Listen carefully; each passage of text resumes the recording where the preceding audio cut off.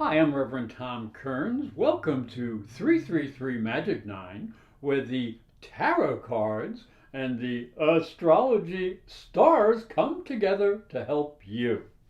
There's a lot of wonderful energy coming at you this month, so if you need a psychic and spiritual reading with a little bit of astrology, you can come visit me at Temple Heights Spirituals Camp in Northport, Maine.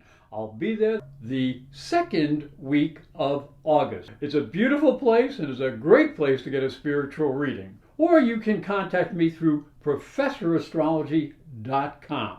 Now, here's what's coming for your sign this month. The tarot cards that will be used this month correspond with the astrology. They are the Eight of Swords, which represents a feeling of being trapped or without personal power. The Seven of Cups, which represents being confused by the illusions of the world, a need to quiet negative thoughts. The Five of Swords, which represents training and a sense of competition, an energy of overcoming obstacles.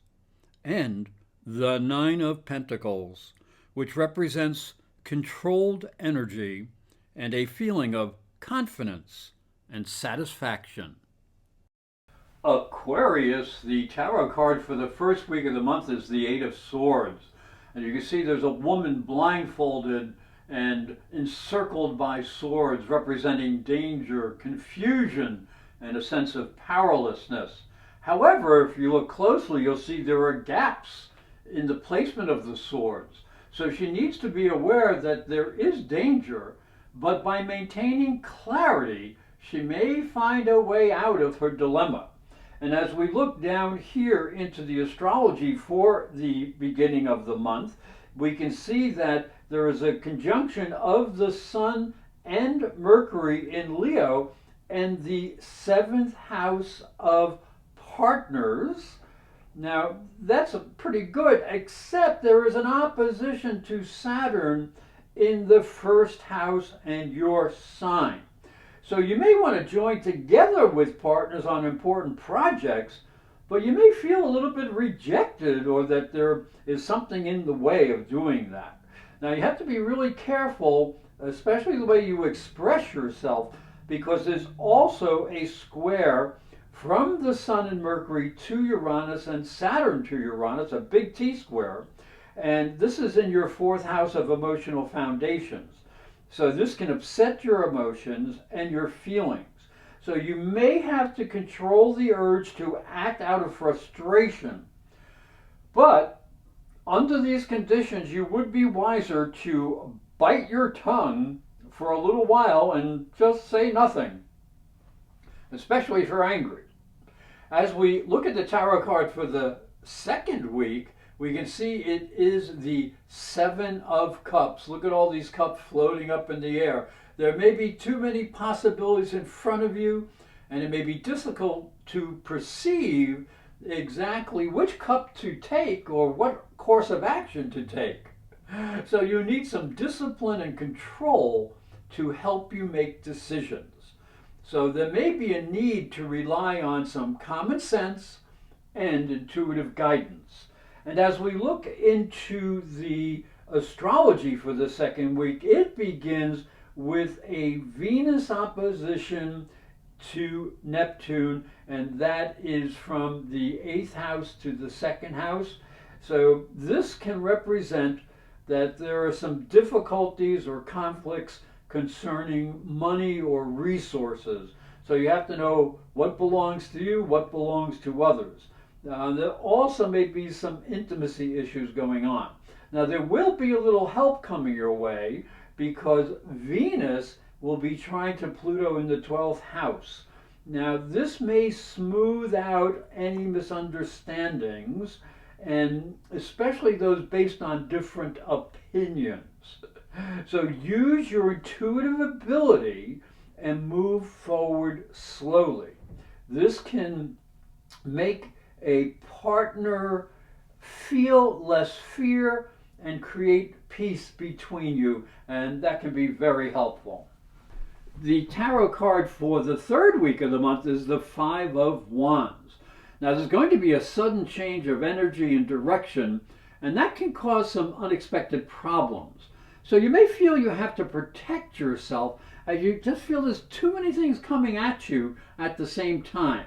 So it is hard to make good choices, but you can muddle through.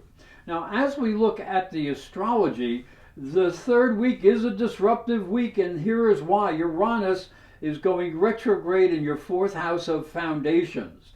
Now, you must be careful not to be too willful or emotional when dealing with others, for you may be coming on too strong and not know it. So this will be extremely important towards the end of the week, because the Sun will also be in opposition to Jupiter from the 7th to the 1st house. Now, this energy suggests conflicts over personality and perhaps responsibilities to a partner. So honor any agreements or work contracts or public responsibilities. So watch your P's and Q's.